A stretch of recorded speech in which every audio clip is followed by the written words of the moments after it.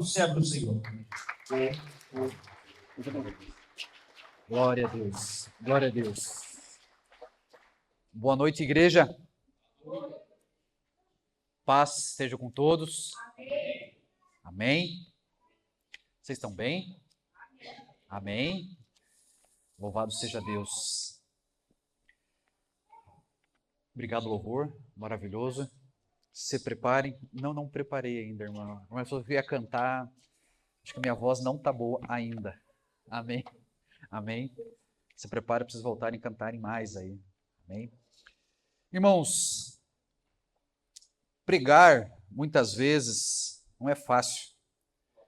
É uma tarefa que Deus nos coloca e nós temos que estar com o ouvido atento para discernir o que Ele tem para falar ao nosso coração, para nós estudarmos e passarmos para a igreja. E esse mês de novembro, a pastora nos orientou para buscar o tema de conquista, de você perseveração, de encorajamento, em tema desse tema. E eu lendo a Bíblia, como eu de costume, todas as noites eu leio a Bíblia, e eu estava lendo o livro de Tessalonicenses, e quando eu passava pelo capítulo 5, lá onde a gente vai ler hoje, no versículo 14, Deus falou comigo assim, é essa palavra que vai ser pregada. Isso já faz uns 15 dias, mais ou menos, 10 dias atrás, mais ou menos. E aquilo me saltou aos olhos e eu confesso que eu até busquei outros temas para poder estudar e trazer, mas porém esses versículos ficaram na minha cabeça. Então eu creio que Deus quer falar com alguém de vocês esta noite através desses versículos que a gente vai estar lendo aqui. Vai ser uma pregação diferente para mim, falava com meu filho, que é uma forma que eu ainda não preguei aqui. Espero que a igreja pregue junto comigo. De que forma, Jean? Glorificando a Deus, dizendo que Ele é santo, atraindo a sua presença, dizendo que Ele é maravilhoso. Dessa forma, Ele está aqui presente e nos abençoa muito. 1 Tessalonicenses, capítulo 5, versículo 14. Depois em casa você lê o 12 e o 11, mas é só em casa. Aqui você vai ler o 14. Nós vos exortamos, irmãos, que admoesteis aqueles que são desordeiros, consolei-os de pouco ânimo, sustentais os fracos e sejai pacientes para com todos os homens. Vede que ninguém dê mal por mal, ninguém, mas sempre segui o que é bom, tanto uns para com os outros, como para com todos os homens. Regozijai-vos sempre, orai sem cessar. Em tudo dai graças, porque esta é a vontade de Deus em Cristo Jesus para convosco. Não apagueis o espírito, não desprezei as profecias, examinai todas as coisas, retendo o que é bom. Abstei-se-vos de toda a aparência do mal, e o mesmo Deus de paz vos santifique completamente. E o oro a Deus que todo o vosso espírito e alma e corpo sejam preservados, irrepreensíveis para a vinda do nosso Senhor Jesus Cristo. Fiel ao que vos chama, o qual também o fará. Amém? Pai, mais uma vez nós te adoramos e te louvamos e oramos, Pai, a ti, Senhor. Pedimos que o Senhor continue conosco, Pai. Nos orienta, nos dá direção.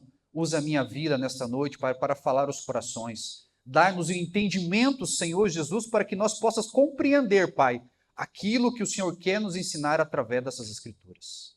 Abençoa a nossa vida de cada um que está aqui também nessa noite, Jesus. Te convidamos, Espírito Santo, fica conosco. Em nome de Jesus. Amém? Os irmãos podem se assentar. Eu dei um tema para essa mensagem dizendo o DNA de uma igreja madura. O que é DNA? É a nossa genética, é o início, aonde está tudo firmado. É dali que sai todos os nossos, que formam o nosso corpo. E do DNA do cristão, aqui nessa carta de Tessalonicenses, nós vamos tentar compreender qual é a nossa genética espiritual. A primeira carta de Tessalonicenses, Paulo está na segunda viagem missionária, ele abre a igreja em Tessalônica. Tessalônica fica no norte da Grécia, ficava. E uma importante rota comercial, onde muitas pessoas viviam, mais ou menos 200 mil pessoas viviam, e muitas pessoas ali passavam, porque era portuária, então tinha pessoas de várias nacionalidades vivendo por ali e também indo para o mundo. Então Paulo fica ali por cerca de 3 semanas ou 3 meses, a gente não sabe muito bem certo qual é o tempo que ele ficou ali. A gente sabe que ficou pouco tempo. Porém, esse período que ele fica ali, ele consegue abrir a igreja em Tessalônica. E Tessalônica era uma cidade muito religiosa, com várias religiões. E ela vivia da chamada Pax Romana. Os romanos já tinham escravizado o povo lá, dizemos assim, e eles viviam num ambiente um pouco de paz, mas viviam sem o nosso Deus verdadeiro.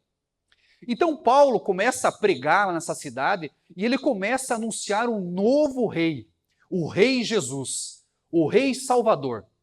E aquilo consegue converter várias pessoas ali, entenderam a mensagem e elas começam a frequentar esse ambiente. Porém, alguns religiosos da época não gostaram daquilo ali e começaram a perseguir Paulo durante a cidade, a ponto da Bíblia dizer que eles tiveram que sair dali correndo. Passa-se um tempo, Timóteo vai visitar Tessalônica e volta para Paulo e conta como está a igreja, depois de um tempo que Paulo estava lá. E é interessante, irmãos, essa carta é interessante porque Paulo fala muito bem dessa igreja de Tessalônica. Paulo dá uma gavada neles, dizendo que eles são perseverantes, dizendo que eles são corajosos, dizendo que é uma igreja que tem o DNA cristão. Em meio a tantas perseguições que eles começaram a sofrer naquela cidade, em meio de tantas lutas e batalhas que eles tiveram para poder frequentar a igreja, Paulo diz que eles são perseverantes e eles estão crescendo, e isso é importante. Então, essa igreja, ele começa a orientar a igreja, por isso que ele escreve essa carta ao Tessalonicenses, lá por volta de 50. Segundo falam, é uma das primeiras cartas que Paulo escreveu. Então ele dá algumas instruções para eles durante a carta, encorajando ali. E nesse capítulo 5 aqui, ele já não vai mais encorajar, mas ele vai dizer, daqui para frente, vocês devem fazer assim. Paulo está mandando, é um imperativo, ele está falando, façam dessa maneira. No capítulo 14, no versículo 14, no versículo 14 ele vai dizer assim, deixa eu achar aqui. Admoestem os indisciplinados, consolem os desanimados, amparem os fracos, sejam pacientes com todos. Aqui nós temos 3 grupos na igreja de Tessalônica, que provavelmente nós temos dentro da nossa igreja. 3 grupos que estão passando por um problema espiritual e um problema de fraqueza. Então Paulo fala para eles, encorajando-os. Aos indisciplinados que existem dentro da igreja, que não querem se submeter muitas vezes às autoridades ou não querem serem corrigidos, nós, cristãos maduros, cristãos que estamos mais tempo na igreja, devemos cuidar deles admoestando. A palavra admoestar está mais para dizer assim, vocês devem cuidar deles falando a verdade para eles, não escondendo nada. Orientando eles. Serve para nós. Nós devemos, como os cristãos, admoestar as pessoas, orientar as pessoas, direcionar as pessoas. Esse é um papel nosso de estarmos na igreja, aprendendo como que Cristo quer que nós sejamos. Então nós devemos admoestar, cuidar das pessoas que estão indisciplinados, que eles estão, na versão King James vai dizer assim, aos desordeiros. Também nós devemos consolar. Console as pessoas que estão desanimadas. Isso exige empatia para sentar-se do lado do outro, entender e escutar o que o outro quer dizer. Está entendendo, às vezes, irmãos, que às vezes eu falei para vocês que seria uma forma diferente de eu pregar? Muitas vezes, pastor, quem sabe esse seria um culto de terça-feira. Porém, Deus prepara o culto especial para cada um de nós. Essa mensagem, então, Deus está preparando o coração de cada um que está aqui nessa igreja, dizendo, vocês são pastores? Sim, todos nós que estamos aqui dentro da igreja somos os pastores e nós devemos cuidar. Não temos, às vezes, o ofício pastoral de cuidar da igreja, mas o ofício pastoral de cuidar de outras pessoas. Por isso Deus nos trouxe aqui. Mas eu vou consolar, eu estou precisando de consolo. Você vai dizer para mim, sim, você veio atrás do consolo verdadeiro que é Jesus Cristo. Glória a Deus. Mas pessoas às vezes não estão vindo à igreja e estão precisando do seu consolo que hoje você veio buscar aqui. Você deve amparar os fracos. Quem aqui já conversou com o irmão que está querendo sair da igreja, querendo se afastar dos caminhos de Deus, dizendo que aquela igreja, para mim, já não cabe mais para mim. E essa pessoa vem justamente para você falar isso, que ela não quer mais frequentar a igreja. Sabe por quê? Porque Deus está colocando em suas mãos uma autoridade para você fortalecer ela. Esse é o motivo que alguma pessoa vem reclamar para você, que alguma pessoa vem pedir para você uma ajuda. Se essa pessoa chega até você, entenda que Deus está preparando ela para você cuidar, para você orientar. E também no último final, daí é com todos. Então sejam pacientes com todos, o final do versículo vai dizer. O cristianismo verdadeiro é tão relacional quanto doutrinário. O cristianismo de verdade é um relacionamento e ensino juntos. Nós só vamos aprender, irmãos, qual é o amor do Pai convivendo com as pessoas. Nós só vamos aprender como nós conquistaremos algo, nós ajudando pessoas a conquistar. Nós temos que ser canal de bênção, irmãos. É através da nossa vida que às vezes Deus pode abençoar pessoas e aí nós seremos abençoados. Lá no versículo dizem, evitem pagar o mal com o mal. Sigam sempre o bem uns para com os outros e para com todos. O verdadeiro teste de maturidade não é o que fazemos quando tudo está bem, mas como reagimos quando somos feridos. A carne clama por vingança, mas o Espírito aponta para a graça. Esse versículo faz nós entendermos que nós não devemos reagir quando as pessoas nos tratam mal. Eu sei que muitas vezes quando nós somos tratados de uma maneira que nós não gostamos, nós temos a vontade de rebater. Dizer aquele incircunciso veio aqui e me tirou minha paciência. Aquele enviado de Satanás. Às vezes a vontade tua é de você agir contra. Mas o cristão verdadeiro, ele tem que agir como um espelho. O espelho reflete e você iria refletir o que ele fez para você. Mas você, como cristão, você deve quebrar esse espelho. Para não voltar. Volte o bem. O mal é fácil de fazer. Agora, devolver o bem quando alguém te faz o mal, só Cristo te dá o consolo que você precisa. Então, esse versículo 15 nos diz, não deixem, Romanos 12, 21 diz, não deixem-se vencer pelo mal, mas vençam o mal com o bem. Como que eu venço o mal? Aplicando o bem, sendo diferente. Se alguém me feriu, eu vou fazer de forma diferente. Glória a Deus. Eu contei para vocês aqui que há um tempo atrás a minha loja foi assaltada por 2 vezes. Na primeira vez que ele quebrou a vidraça e acabou levando uma caixinha de celular vazia, eu falei, beleza, né? Quebrou a vidraça e tal. E na segunda vez, um mês depois, ele entrou dentro da loja.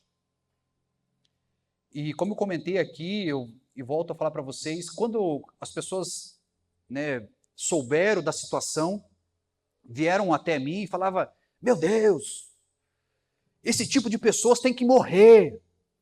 Esse tipo de pessoas não merecem viver. A maioria das pessoas que chegavam até mim naquele dia falavam isso para mim.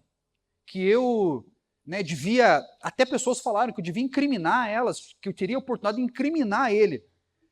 Mas, irmãos, eu dei graças a Deus, porque ele entrou dentro da minha loja de madrugada e ficou 20 segundos dentro da minha loja e voltou e não levou nada. Me deu prejuízo? Me deu. Mas não levou nada. Eu consigo encontrar Deus cuidando dali. Então, e eu falava para todos, falei assim, eu oro porque esse abençoado se converta. Nós temos que ter essa atitude, muitas vezes, de nós estarmos aplicando o bem. Mesmo em circunstâncias que às vezes parecem difíceis para nós. Assim como diz no versículo 16 e 18, a continuação dele, que diz, alegrem-se sempre. Orem sem cessar. Deem graças em tudo, pois esta é a vontade de Deus em Cristo Jesus para vocês. Aqui está 3 mandamentos para a nossa vida espiritual se manter firme. Primeiro, a alegria. É você tentar encontrar alegria em situações difíceis. E também enxergar Deus agindo nas pequenas coisas do dia. Um exemplo, hoje eu ia à União da Vitória pela manhã, eu saí no horário certinho, não precisei de pressa nenhuma. Porém, tem alguns momentos que os caminhões teimam a nossa paciência na BR, muitas vezes. O caminhão estava bem mais devagar, e apareceu uma oportunidade de eu apodar esse caminhão justamente numa faixa dupla, pastor. Uma retona assim, Kainan, boa para acelerar e passar, né, aquele caminhão. Mas no momento que eu pensei em ir, eu falei, é errado. Eu falei, eu não vou. E eu continuei atrás do caminhão, e quem que passa 2 segundos depois, vindo na direção contrária? Adivinhe. Sejam profetas. A Polícia Federal. Eu ia dar de frente com a Polícia Federal. Quando ela passa por mim e eu vi a nela passando, eu falei, graças a Deus. E naquele momento eu lembrei da mensagem que eu estava estudando, em tudo dai graças. São pequenas coisas, eu já levei uma multa, infelizmente, cometi esse erro e foi bem caro. Mais de R$1.000 eu paguei na época por uma multa de ultrapassar na faixa dupla. Dói no bolso. Então agora a gente pensa 2 vezes. Eu aprendi na dor, agora a gente pensa. Então a gente aprende a agradecer a Deus. Ser grato, irmãos. Irmãos, a Bíblia fala assim, sejam gratos em tudo. Mas você vai dizer assim, Jean, minha vida não está legal. Eu estou sofrendo uma situação grande. Como é que você está falando para mim que eu seja grato em tudo? Eu ouvia uma mensagem esses dias e aquilo me tocou muito ao coração, porque às vezes nós somos reclamões, como preguei aos 15 dias atrás, nós reclamamos bastante e essa reclamação acaba atrasando o nosso processo de conquista. E quando eu reclamava alguma situação, eu ouvia essas seguintes mensagens: os teus olhos estão bons? Tem pessoas que estão cegas. Teus ouvidos estão bons? Tem pessoas que não estão ouvindo. Você está caminhando? Tem pessoas que estão de cadeira de rodas. Tem pessoas que estão numa cama. Tem pessoas que dariam tudo que tem na vida para ter o que você tem, a vida que você tem, a oportunidade de você vir a uma igreja com liberdade.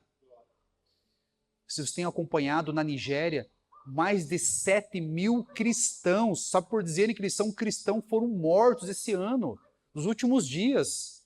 Só por eles saberem que eles são cristãos, foram mortos.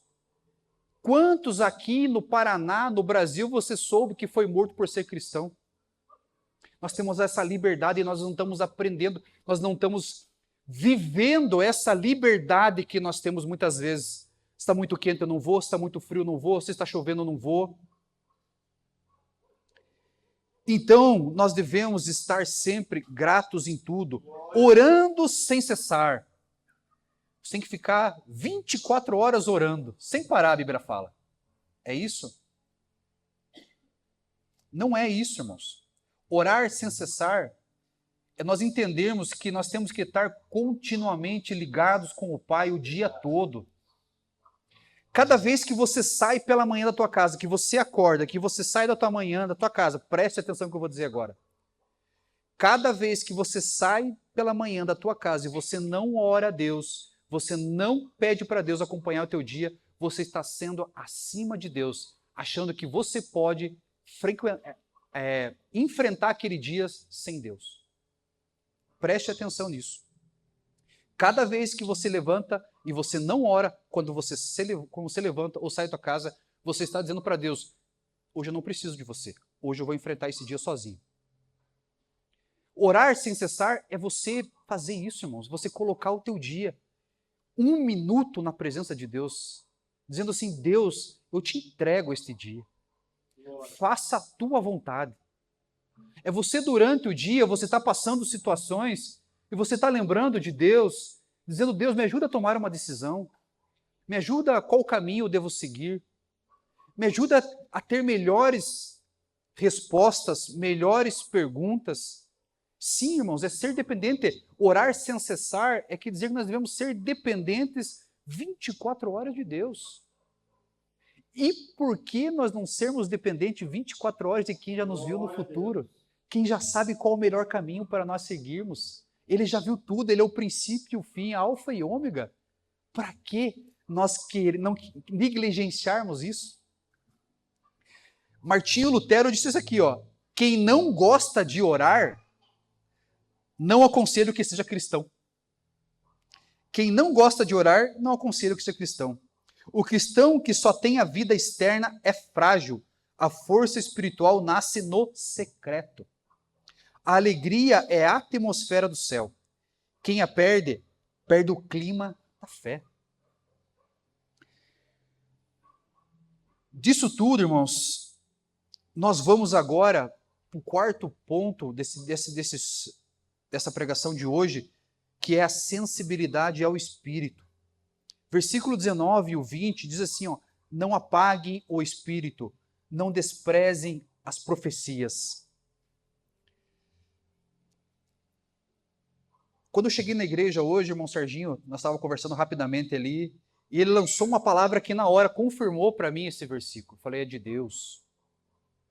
Nós falávamos ali rapidamente sobre algumas situações da igreja, e ele falou para mim assim que pessoas são colunas e as colunas devem ser cuidadas para que elas não sejam corroídas, porque senão desmorona tudo.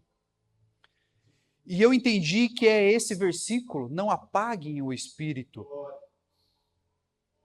Buscar sem cessar, não resistir, buscar a convicção que você tem o Espírito Santo.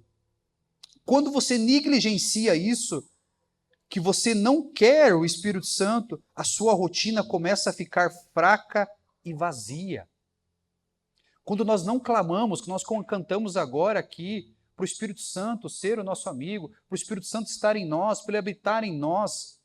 Se nós não tivermos isso, irmãos, não tivermos dentro do nosso DNA, nós começamos a morrer espiritualmente e nós paramos de ser canal de bênção de Deus e começamos a entrar no time que vai sofrer e vai depender de outras pessoas para estar nos ajudando. Então, não apagar o Espírito é estar buscando a Deus continuamente. Não desprezar as profecias não desvalorizar a palavra de Deus e as mensagens que são enviadas. Isso leva à incredulidade e ao ceticismo. A Bíblia vai dizer aqui no versículo 21 e 22 para nós examinar tudo, reter o que é bom. Hoje essa pregação muitas vezes para você não vai fazer um sentido, mas com o passar dos dias você vai começar a lembrar de situações e você vai entender que o Espírito Santo está falando com você e você vai começar a examinar o que eu estou falando aqui. Tem coisas que não faz sentido para você, você vai tirar da tua vida. Mas tem coisas que você vai reter. E isso vai fazer a diferença na sua vida. Então, quando nós tivermos o discernimento, examinando tudo, retendo o que é bom e nos afastamos de toda forma de mal. Importantíssimo, irmãos. Pastor, está com a Bíblia aberta aqui, ó. É importante cada vez que um pregador subir aqui, você está com a Bíblia aberta. Hoje nós temos a facilidade, nós temos no Data Show a mensagem, a Bíblia. Porém, é importantíssimo você abrir a Bíblia e você examinar junto, ler junto na tua Bíblia. Porque muitas vezes na tua Bíblia pode ter uma palavra diferente que Deus vai falar diretamente com você. E muitas vezes algumas doutrinas podem ser pregadas que não são de Deus, são da cabeça do homem. E você vai aprender a examinar isso e vai dizer, isso aqui não é de Deus. Isso aqui eu não vou querer para o meu coração. E isso vai levando uma maturidade espiritual. Principal, irmãos, afastem-se do mal. Versículo 22.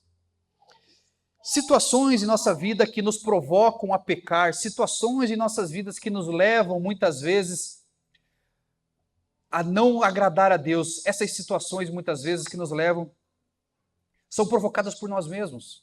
Eu ouvi esses dias atrás um homem falando sobre por que Deus permite o mal no mundo. E eu achei interessante, né, a colocação, ele falou assim, Deus não permite o mal, quem faz o mal é o homem. Quem mata é o homem, não é Deus, é a atitude, é a vontade dele que faz o mal.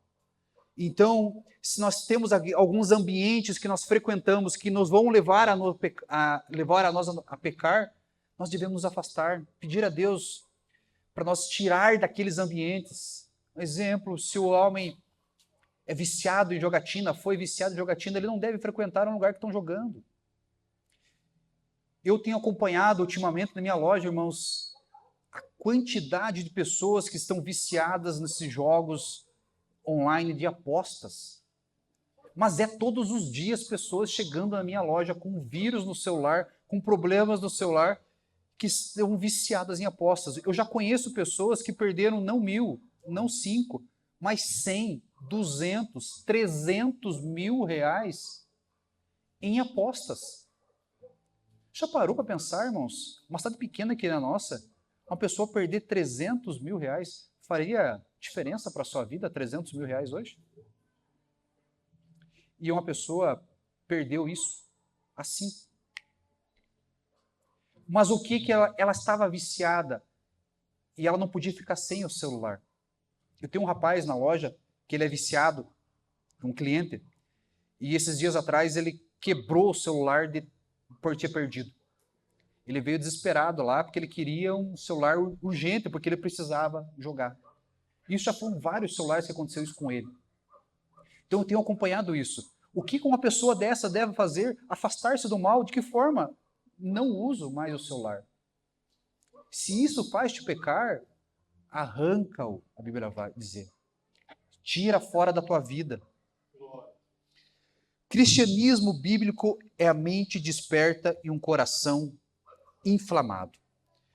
O discernimento, entendermos o que Deus quer para a nossa vida, nos permite que a igreja se abra para o novo e rejeite o falso. O que está entrando pelos olhos e os seus ouvidos, nas redes sociais, nas suas conversas, nos seus entretenimentos, o que está edificando a sua vida? Qual é o seu DNA espiritual? Quando chegarem até você, com alguma conversa que não vá agradar, ou que alguém vá falar mal. Hoje eu fiz isso com uma pessoa. Uma pessoa quis falar sobre uma situação que a outra pessoa não estava. Eu tive a grata sabedoria de Deus de dizer assim, irmão, se a pessoa não está perto de nós, não vamos falar dela. Vamos orar que dê certo. E a pessoa virou as costas e saiu. E eu senti que a pessoa queria disseminar um pouquinho ali do veneno. Ela queria compartilhar aquilo que estava dentro dela. E aquilo poderia me contaminar também. Mas eu, lendo essa palavra, eu entendi que tem que se afastar do mal. Então eu falei, não, eu não quero ouvir isso aí. Não vai me trair bem para a minha vida, então eu não quero ouvir. Quero me afastar do mal. Para concluir, irmãos, já queria chamar o louvor para estar aqui em cima. Uma igreja é forte quando cada membro carrega o outro. Uma igreja madura não é uma lista de regras, mas um retrato do caráter de Cristo manifestado em nós. Quando nós não soubermos o que fazermos, olharmos para Cristo. Ele é perfeito. Ele sabe o nosso caminho. Ele tem a resposta para nos dar. Preste atenção no que eu vou dizer agora. Se o seu cuidado responsável pode ser a única esperança de um irmão desanimado. Seu cuidado responsável, seu cuidado com outra pessoa pode ser a única esperança de um irmão que está desanimado. A sua reação cristã pode ser o único evangelho que uma pessoa poderá ter. Às vezes, eu já ouvi pessoas dizerem que eu não vou naquela igreja por causa de tal pessoa está lá. Ela está julgando toda uma igreja por causa de uma pessoa, porque aquela pessoa não está dando um bom testemunho. E então uma pessoa está se perdendo por causa de uma pessoa que está dando um mau testemunho. A nossa vida interior é o que sustenta a sua fé quando o mundo desaba. Você entender que esta palavra aqui que vai te sustentar nos momentos difíceis, nos momentos de dor, nos momentos que você está passando, é a palavra que vai sustentar você naquele dia mau. É você tendo em seu coração, sabendo que Deus está contigo, você deve dar graças em tudo, então é a palavra que te sustenta. Você vai saber que você tem um alívio na palavra. Se você não está encontrando muitas vezes alívio, abra a Bíblia, busque Deus falar com você, porque Ele vai te consolar, assim como a Cleonice leu em Mateus 11, 28. Vinde a mim todos os que estão cansados e sobrecarregados, por eu vos aliviarei, falou Jesus.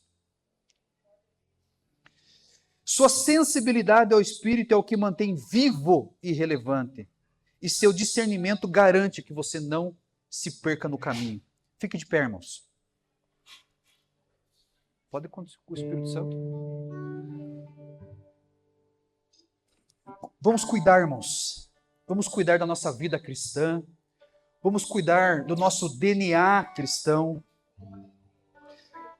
Esse apelo, irmãos, que eu estou falando essa noite, porque a igreja, nós, corpo, que estamos frequentando esse ambiente aqui, que fomos chamados por Deus para sermos pastores na vida de outras pessoas, para cuidarmos de outras pessoas. Sim, você tem esse chamado, como eu falei. É para nós estarmos olhando para esses bancos vazios aqui e sentindo no nosso coração que nós precisamos buscar mais pessoas, cuidar, encorajar, falar bem a outras pessoas. É isso que Deus está falando com nós nessa noite, irmãos. É isso que Ele está nos encorajando.